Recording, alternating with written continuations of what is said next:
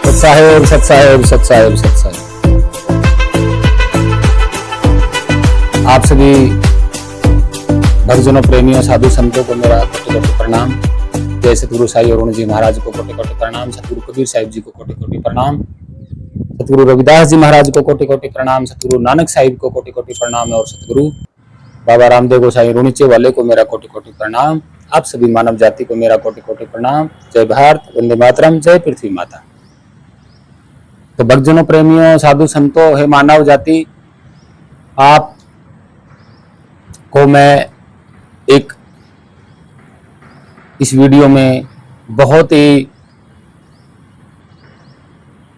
अचंभा कर देने वाली बात को बताऊंगा। विषय है हमारा वेद, वेदों की सच्चाई। आखिर वेदों की सच्चाई क्या है, ये हम आपको पूरी तरह आज बता देंगे। और आपके दिमाग से ये निकल जाएगी बात कि वेद आदि अनादि काल के नहीं हो सकते, है ही नहीं वो। सबसे पहले तो हम आपको बता देते हैं कि जो पहली जो तस्वीर आप देख रहे हैं, इसमें क्या लिखा हुआ है, आप अच्छी तरह से पढ़ लीजिएगा इसको। कि इन तस्वीरों में वेदों की उत्पत्ति का जिक्र किया गया है।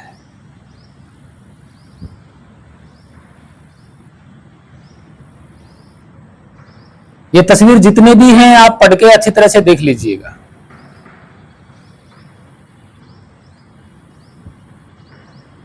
इनमें लिखा हुआ है कि वेद जो है, वेद व्यास जी की रचना है, या वेदों की जो वाणी आकाश से आई थी वो वेद व्यास जी ने सुनी। कब, ये आपको कोई नहीं बताएगा। भाई, जब वेद व्यास जी ने ये वाणी सुनी तो उस वक्त कौन सा साम्राज्य था, किस राजा का था, ये आपको कोई नहीं बताएगा। तो फिर वेद व्यास जी का इतिहास किसने ढूंढा? भाई, वेद व्यास जी का जो इतिहास ढूंढेगा तो भाई वो उस समकालीन कोई राजा होगा, कोई तो राजा होगा, या कोई प्रजा होगी। मनुष्य तो थे, क्योंकि खुद वेद व्यास खुद मनुष्य थे, ये बात बता रहे हैं। एक तस्वीर में देख रखे हैं कि वेद व्यास कोई आदमी नहीं था। एक तस्वीर में कह रहे हैं कि वेद व्यास जी ने लिखे नहीं वेद, सिर्फ सुने थे उन्होंने, तो संकलित किया था, उनको संकलन किया था। मतलब चारों वेदों को तरीके से बांटा गया था। अलग अलग ऋषियों ने इनको फिर लिखा, जिनमें ऋषियों का नाम भी है, ठीक है। और सबसे पहले व्यक्ति वेद व्यास को बताते हैं, जो कि एक जगह ये कहते हैं कि वेद व्यास व्यक्ति नहीं था, एक जगह कहते हैं कि वेद व्यास व्यक्ति था। चलो मान लेते हैं।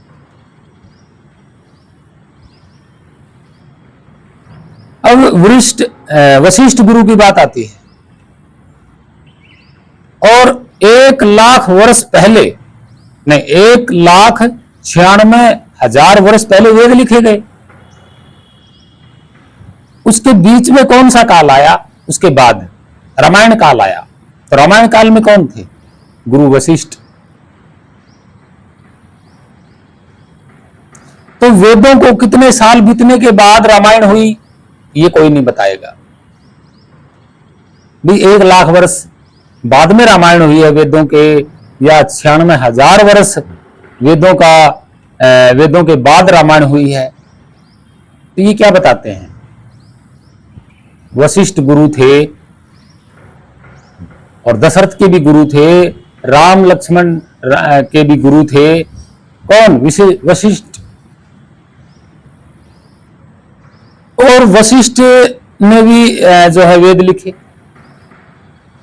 और एक जगह ये बता रहे हैं कि वेद व्यास जी के समय में वशिष्ठ गुरु थे,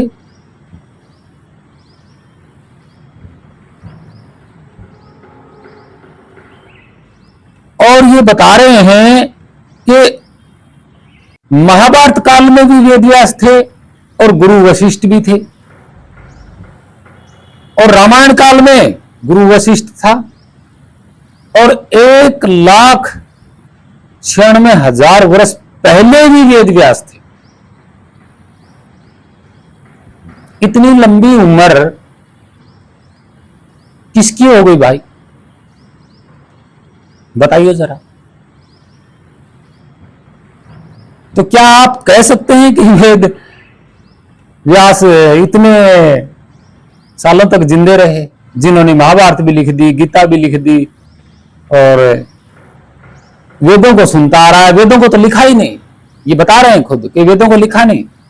तो इसके मतलब बाद में उन्होंने पढ़ाई की, अक्षरों की पढ़ाई बाद में की है, यानी कि महाभारत काल में अक्षरों की पढ़ाई की और उन्होंने संस्कृत में गीता और रामायण लिख दी। और वेदों को किसी ऋषियों ने लिख दिया, अलग अलग ऋषियों ने, जो उन ऋषियों के नाम भी बताए गए। अब ये नहीं बता रहे कि ये ऋषि हुए कब थे। और वशिष्ठ गुरु तो बताते हैं कि ब्रह्मा के पुत्र थे, वेद व्यास खुद ब्रह्मा के पुत्र थे। एक जगह कह रहे हैं कि वेद व्यास कोई व्यक्ति नहीं था। क्या है ये पाखंड और झूठ के सिवा कुछ है इसमें? भाई सारा का सारा पाखंड और झूठ तो है। यह है वेदों की सच्चाई, यह है वेदों का इतिहास, जो एक नंबर का झूठा और पाखंड है। यह है आपके वेद। और कौन सा ज्ञान परमात्मा ने सुनाया था भाई इनको? कौन आया था यहां जो उन्होंने सुना? कौन सी भाषा थी वो सुनी? वो क्या परमात्मा संस्कृत बोलते हैं? क्या ब्रह्मा जी संस्कृत बोलते हैं?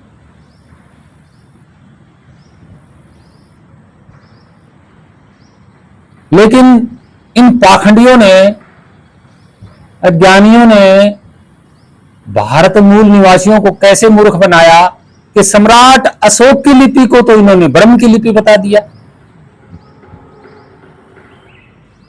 सम्राट अशोक की जो लिपि है, जब इनके पढ़ने में नहीं आई तो इन्होंने आज ब्रह्मी लिपि बना दिया है कि ये ब्रह्मा जी की लिपि है। भाई आएगा तो नाम ब्रह्मी, अगर लिपि है तो ब्रह्मा की लिपि हुई, लेकिन वो तो सम्राट अशोक की धम्म पाली प्राकृत भाषा है,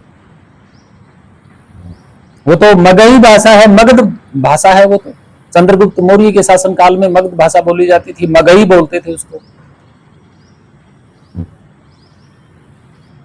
और ये धम्म लिपि और प्राकृत भाषा पाली लिपि को ये ब्रह्मी लिपि बता रहे हैं। और संस्कृत को कौन सी लिपि बताओगे आप? जो संस्कृत भाषा है ये कौन सी देवता की बताओगे भाई? ये भी ब्रह्मा की, भगवान की भाषा बता दी इन्होंने। क्या है ये? ढकोसला है, पाखंड है ये, जो दुनिया को, मानव जाति को भर भर के मूर्ख बनाया जा रहा है।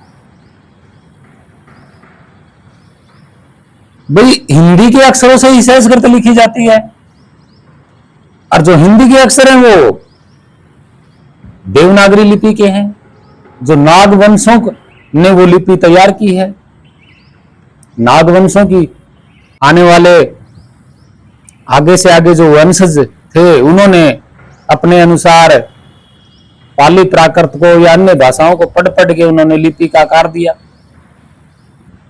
इन्होंने उसको देवताओं की लिपि बता दी। तो भाई परमात्मा की लिपि कौन सी है?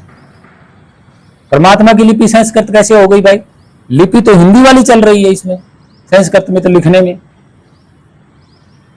ये भी 1000% झूठ है, मूर्ख बनाया जा रहा। यह वेदों की सच्चाई। नहीं यकीन तो आप पूरी तरह से इतिहास को खंगाल के देखिए, वेदों की सच्चाई सामने आएगी। अब इनसे पूछा जाए कागज पे किसने लिखा? भी 1464 के बाद आया कागज, तो उस पे किसने लिखा? तो कोई जवाब नहीं मिलेगा आपको। तो इसका मतलब अपने आप ही लिखे गए, जादू से लिखे गए, कोई मैजिक हो गया और वेद अपने आप लिखे गए। लिखने वाले व्यक्ति का नाम ये नहीं बता रहे। अब वेदों की भाषा जो संकर भाषा है, शंकराचार्य ने जो वेदों को भाष्य किया तो वो तो अनुवाद आ रहा है। तो वेदों को ये छपाई कब हुई थी कागज पे, प्रिंटिंग प्रेस में? भाई गीता प्रेस तो 1923 में लगाई गई है। 1923 में गीता प्रेस लगाई गई है, प्रिंटिंग प्रेस। 1923 के बाद किताब बनी है वेदों की, कागज पे छपाई हुई है 1923 में। कितने साल पुराना मानते हो आप वेदों को? और जब किसी ने लिखा है उसका कोई नाम ही नहीं है। ये क्या है? सच्चाई को छुपाया जा रहा है। वेद अनादिकाल के नहीं है। वेद ज्यादा से ज्यादा अगर वेदों की बात की जाए तो 1400 ईस्वी से पहले का वेद नहीं है। सब के सब जितने भी पाखंड गढ़े गए हैं सारे के सारे 1400 ईस्वी के बाद गढ़े गए हैं और छपाई हुई है गीता प्रेस में 1923 के बाद। यह सच्चाई वेदों की। तो वेद अनादिकाल के नहीं हो सकते। तो हे मूल निवासियों, सच्चाई को अगर आप जानोगे तो सबकी पोल पट्टी खुल जाती है। तो आप सच्चाई को जानिए और पाखंड से दूर हो जाइएगा, भ्रमित मत रहिएगा। यही मेरी आपसे हाथ जोड़ के विनती है पूरी मानव जाति को। मैं यहाँ किसी का विरोध नहीं कर रहा, मैं सच्चाई की बात कर रहा हूँ। और मैं भी एक भारतीय हूँ और मेरे सामने कोई पाखंड की किताब खोल के रखेगा, मैं थोड़ी मानूंगा। भाई मेरा हक है, अधिकार है उसकी सच्चाई तक जाना, तब मैं मानूंगा। कि मेरे पे किसी का दबाव थोड़ी ही है कि जिसने पाखंड मेरे को दे दिया और मैं उसको मानूं, ऐसा नहीं। तो आपका भी अधिकार है, आप सच्चाई को जानिए। सत साहिब। जय वंदे मातरम, जय भारत माता, जय पृथ्वी माता। आप सभी को प्रणाम, मानव जाति को प्रणाम, भक्तजनों को प्रणाम, महान संतों को प्रणाम। सत साहिब।